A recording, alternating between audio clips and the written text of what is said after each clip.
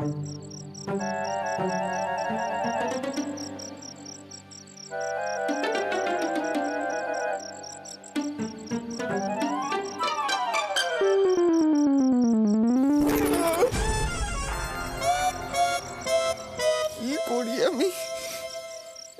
তো ঘড়ির কাঁটার মতো সারা বিছানা জুড়ে ঘুরেই চলেছে। উমা, ফুলির ঠেলায় তো এবার এই ঠান্ডা মেঝেতে ধূপ করে পড়ে যেতে হবে, তাহলে তো আর রক্ষে থাকবে না। না না, ঠান্ডা মেঝেতে ধূপ করে পড়ার থেকে গুটি সুটি মেরে থাকা ভালো।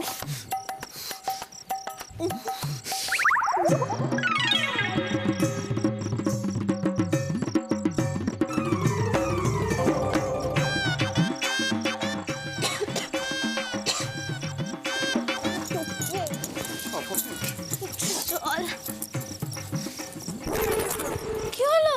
তুমি নিজে শুয়েছো কেন? কি করবো ফুলি, তুমি যে ঘড়ির কাঁটার মতো সারা কি বিছানা। বলে? আমি ঘড়ি কাটার মতো ঘুরি? ঠিক আছে, আমি নিচে শুচ্ছি। না না না ফুলি, রাগ করে না ফুলি গো। ফুলি, ফুলি, দরজা খোল। এই ফুলি, দাঁড়াও, কোথায় যাচ্ছ? শুধু এই অবস্থায় দেখলাম মান সম্মান থাকবে? ফুলি, ফুলি, দরজা খোল। কি শুধু এত রাতে কি হয়েছে? কি হয়েছে বলবি তো? তোকে তো দেখে মনে হচ্ছে তুই খুব রেগে আছিস।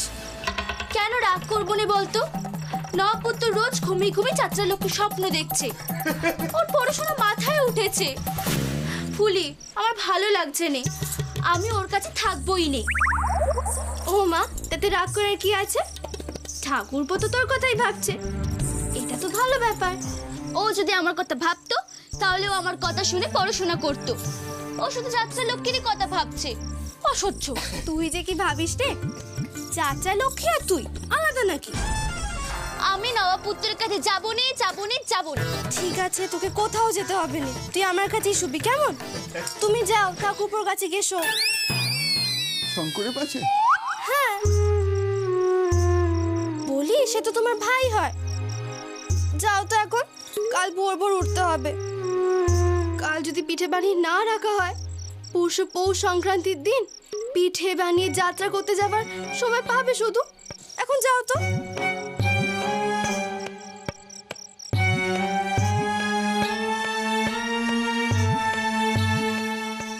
ফুলি, আসি। কতদিন দেখিনি তুমি।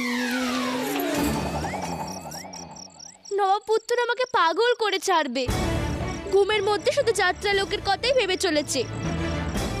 আর এদিকে মায়েরা তো মোহন নিয়ে সন্দেহ করছে।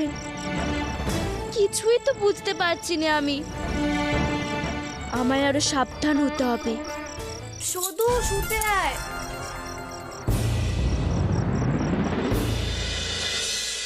যাত্রা লক্ষ্মী, পাটি সাপটা, ক্ষীরের পুর,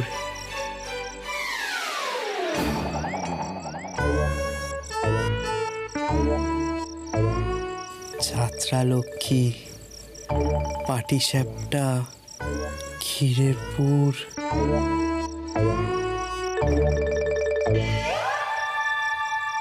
দূর বাবা, ছায়া ভরে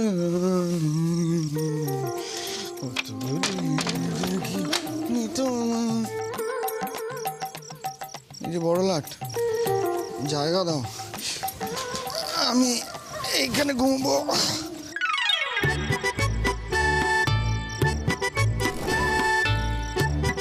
আচ্ছা পদ্মাদা, যাত্রা লক্ষ্মীর বাড়ি কোথায় বলো না? কলকাতা। কলকাতা? সে তো অনেক দূর। কলকাতা অনেক দূর তো বটেই, বড় না হলে যাওয়া যায় না। তুই ঘুমো তো।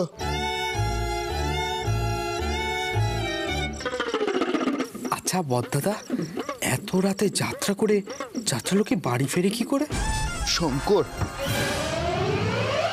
আমার না ঘুমে চোখ জ্বলছে, তুই আমায় আর জ্বালাস না। তো তুই যাত্রা লক্ষ্মীর বাবা না দাদা রে, তোর এত চিন্তা কিসের? যা, দাদা হতে যাব কেন? আচ্ছা বড়দাদা, তুমি তো যাত্রা লক্ষ্মীকে অনেক দিন থেকে চেনো। যাত্রা লক্ষ্মী কি পিঠে খেতে ভালোবাসে? এইটা একটা ভালো প্রশ্ন করেছিস। পিঠে আমরা না দিনের পর দিন বসে বসে দুজনে শুধু পিঠে নিয়েই আলোচনা করেছি, কাজ আমরা আর করিনি। আমি জানি না, আমাদের মধ্যে কোনোদিন পিঠে নিয়ে আলোচনা হয়নি। আচ্ছা, তুমি যাত্রা লক্ষ্মীর খোঁজ পেলে কোথায়?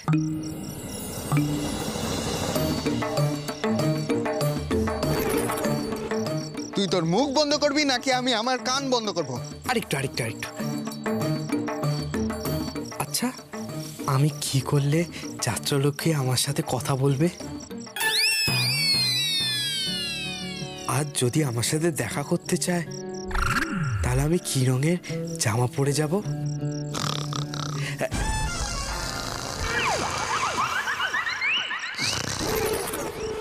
দূর বাবা, এর থেকে তো শুধু ভালো না প্রশ্নের উত্তর পেলাম, না ঘুমটা হলো। এই পৌষ সংক্রান্তির দিন নক্কির শ্বশুর বাড়ির নখকে খাইয়ে তবেই আমার শান্তি। পিঠে খেয়ে তার জ্যাঠা মশাইয়ের যদি মনটা একটু গলে, আমার 14 গোষ্ঠীর ভাগ্য। মারে হ্যাঁ, কি অবস্থা দেখো মেজাগিনি, মানে কি বদ মেজাজ না? হ্যাঁ। আরে আমার মেয়েটা একটু নলির হাড় ভালোবাসে, সেটা চুরি করে খেয়েছি বলে মানে জানে তাই বললো। ছি ছি ছি ছি, আমাদের জামাইটাও তেমন। ও মারে, দেখো জামাই হয়তো আসতে চেয়েছিল নক্কির কাছে, তাকে আসতে দেওয়া হয়নি। পুরুষ মানুষ তো ভয় পেয়েই থাকে, সেটাই তো নিয়ম। ও মারে, কি কাটাখানা কি আমাকে ঠোকা হলো? এই দেখো, আরে তোমাকে না, মানে তুমি দেখো, তুমি তো খুব ভালো, মানে তুমি ওই পিঠে মাংস এসব নিয়েই থাকো। ওই মারে, ওই করি পিঠে মাংস পায়েস ওসব নিয়েই থাকি আর কি। দেখেছো এই গ্রামে যাত্রা হচ্ছে শুনে সবাই কত খুশি হয়েছে। ও মারে, আর আমায় দেখো, সংসার সংসার সংসারের জল টানতে টানতে আমার সারাটা জীবন শেষ হয়ে যাচ্ছে। ও মারে, একটাও পালা দেখিনি এখনো। ও মারে, আমার নিয়ে যাবে তুমি এইবার পালা দেখাতে? সর্বনাশ করেছে, মা যাত্রা দেখতে যাবে? কি হলো? আমি কল করে যাবো। বিছানায় করে দেবে, এক্ষুনি বিছানায় করে দেবে। ওরে বাবা রে বাবা রে বাবা, যা সাবধানে যা। তাড়াতাড়ি আসবি বাবা। ও গাছের বাবা, এটা চাপটা দিয়ে দাও না। শুনছো? হ্যাঁ। কি গো? কি বলো? বলছি নিয়ে যাবে আমার পালা দেখতে, বলো না? বেশ পাশাপাশি দুজনে বসে পালা দেখবো। কিন্তু বাবা, মরে বাবা, বাবার ভয় নিয়ে থাকো। এই শোনো, আমি যাবো যাবো যাবো। শুধু এদিকে বলতে হবে মা যাত্রা দেখতে যাবে বলছে।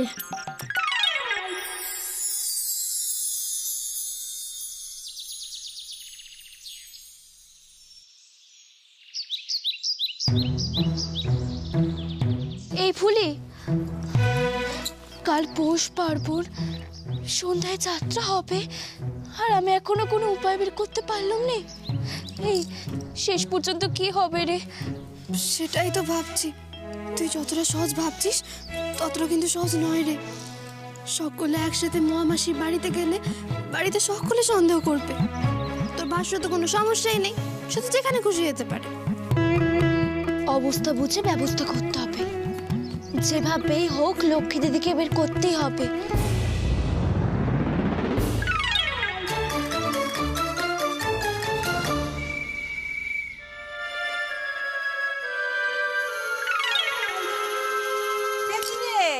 শুধু কি করছিস?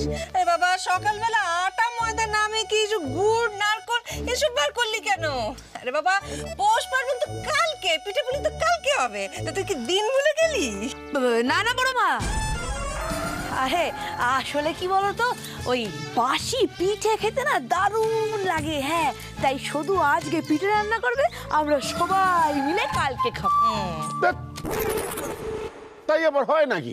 পার্বণের দিন পার্বণ পালন করতে হয়।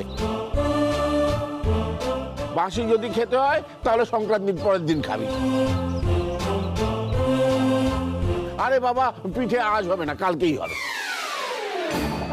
দেখ, একেই তোর যা শ্বশুর নলি খাওয়া নিয়ে হাড়ে চটে আছে, তারপর এখন যদি আবার বাসি পিঠে দিই তাহলে আর রক্ষে নেই। আর তাছাড়া কুটুমের পাতে কখনো বাসি খাবার দেওয়া চলে?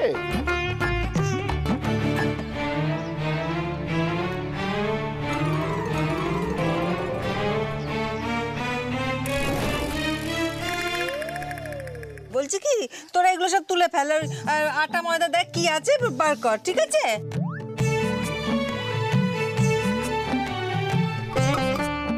এবার কি হলো? ও ধনা,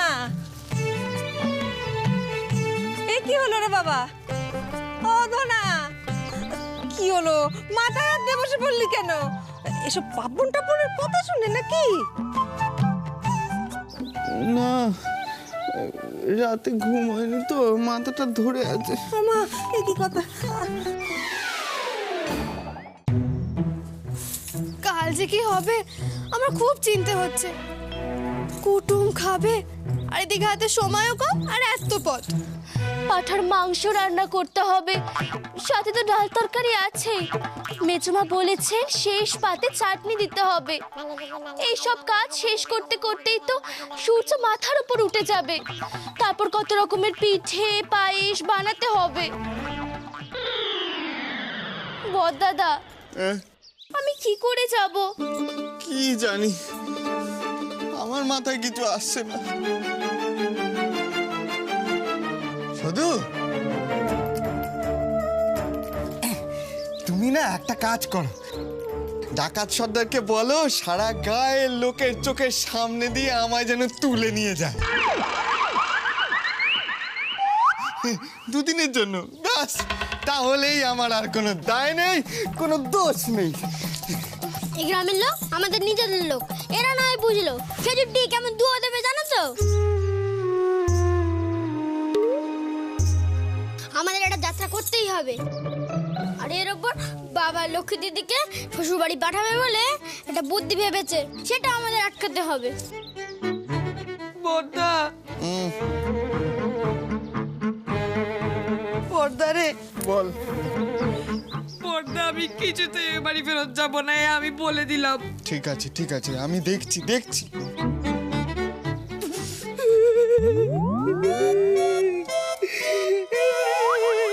এই, তুই থামবি?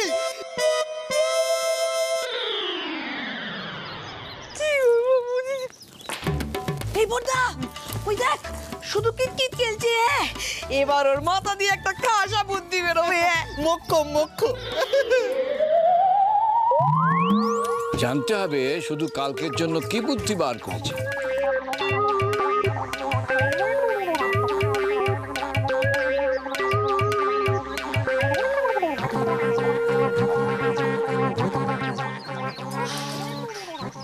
ভূত দাদু, আমি এখন কি করব? আমার মাথায় তো কোনো বুদ্ধি আসছে না। আপনি আমাকে বলে দিন না ভূত দাদু, এতগুলো সমস্যার সমাধান হবে কিভাবে? এদিকে পৌষ পার্বণ সামলে ঠিক সময় যাত্রা মাঠে পৌঁছতে হবে। লক্ষ্মী দিদি শ্বশুর বাড়ির সবাইকে সামলাতে হবে। গনসার মুখে শুনেছিলাম মেজমা নাকি যাত্রা দেখতে যাবেন। উনি তো আর একা যাবেন নে, সঙ্গে মাকেও নিয়ে যাবেন। মায়েদের যা করা নজর।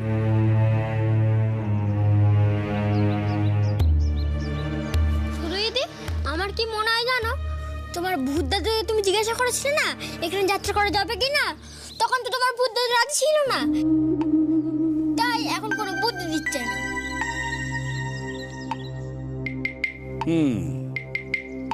সংসারের শান্তির জন্যই শুধু রাজি হয়েছে, ফলে ওর উপর রাগ করে কোনো লাভ নেই। তবে হ্যাঁ, বুদ্ধিটা সদুকেই বার করতে হবে। হ্যাঁ, বুদ্ধি প্রয়োগের ক্ষেত্রে যদি কোনো সমস্যা হয় সেক্ষেত্রে আমি ওকে সাহায্য করব।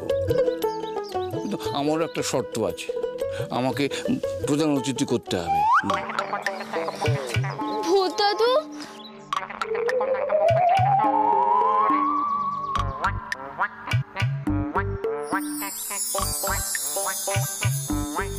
শোনো, তোমার ভূত দাদু তো কিছুই বলছে না, কি যে হবে। ও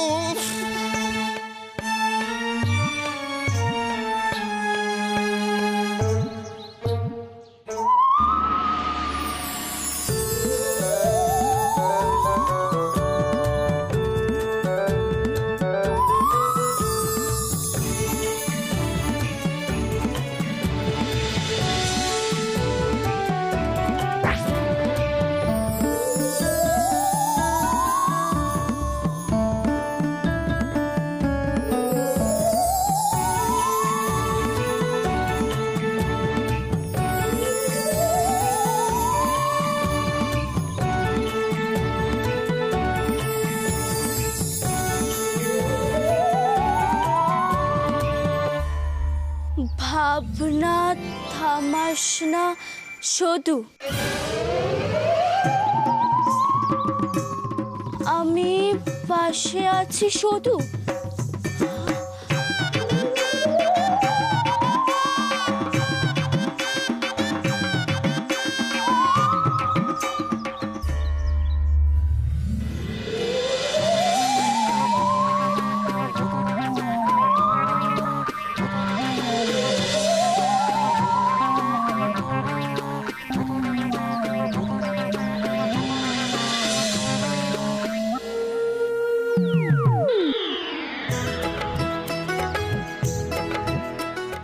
যাক, একটা ভরসা তো পাওয়া গেল।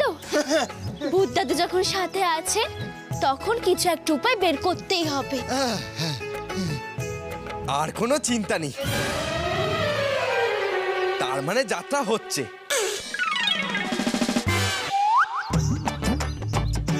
এই সেরেছে, শঙ্কর কি শুনে ফেললো কিছু?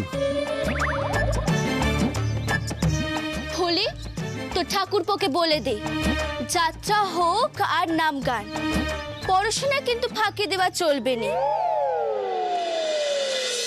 যাত্রাটা বদ্দাদার ব্যাপার, তাতে ওর এত লাফালাফি করার কোনো দরকার নেই বাপু। আমি বড় জেঠামশাইকে কথা দিয়েছিলাম যাত্রা হবে, সেই নিয়ে একটু ভাবনা হচ্ছিল। যাত্রা না হলে বড় জেঠামশাইয়ের মান থাকতো না, তাতে ওর এত ফুর্তির কিছু নেই। কথা কানা শুনেছো ঠাকুরপো? আমি পাকা মেয়েদের কথা কানে তুলি না। তাহলে ফুলি তো ঠাকুরপোকে বলে দে, কানে কথা না তুললে দাদুর লাঠি ওর পিঠে উঠবে। দাঁড়া দাঁড়া দাঁড়া, এই কথাটা আমিই বলবো। কানে কথা না তুললে দাদুর লাঠি পিঠে উঠবে।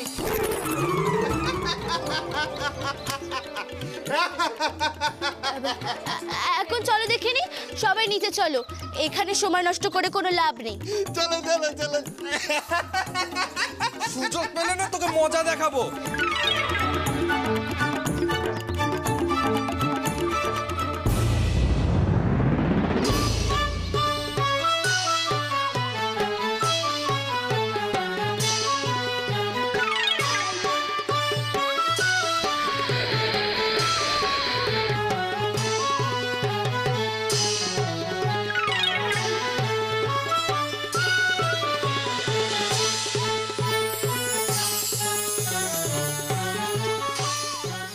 এবার দেখাচ্ছি মজা। ইংরেজদের দেশ থেকে তাড়াতে অস্ত্র হাতে এগিয়ে আসুন। নেতাজির হাত শক্ত করুন, নেতাজির। ছোট মারা গেছে। ভাই, ছোট নেতাজি ভাই, ছোট মিষ্টি গো, আসছি, দাঁড়াও। এগিয়ে এসো অস্ত্র হাতে, ব্রিটিশদের তাড়া বলি। জয় নেতাজি।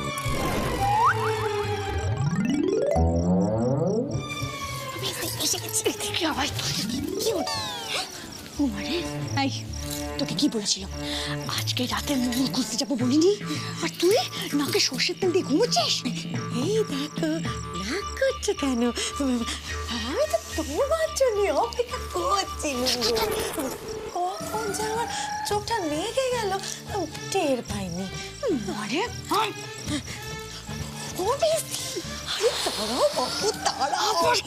শোনো না, বলছি যে ঘর থেকে একটা ছোলা নিয়ে আসবো। দেখো আমার আঁচলে সবটা ধরবে, যা মোহর পাবো তার অর্ধেকটা তো তুমি নেবে, অর্ধেকটা আমি নেব। আরে এখনো মন্দির তৈরি হলো নে, আর উনি চললেন কলা পাতা কাটতে ভোগ খাবেন বলে। চল অনেক খাটনি আছে, চল চলো চলো চল। আধা আধি করছে ও মারে, বুদ্ধি করে আমি মোহরের রহস্য ভেদ করেছি। 12 আনা আমার, তোকে দেবো 4 আনা। আমার নামও আন্না কালী। এসব কি করে করতে হয় আমার জানা আছে।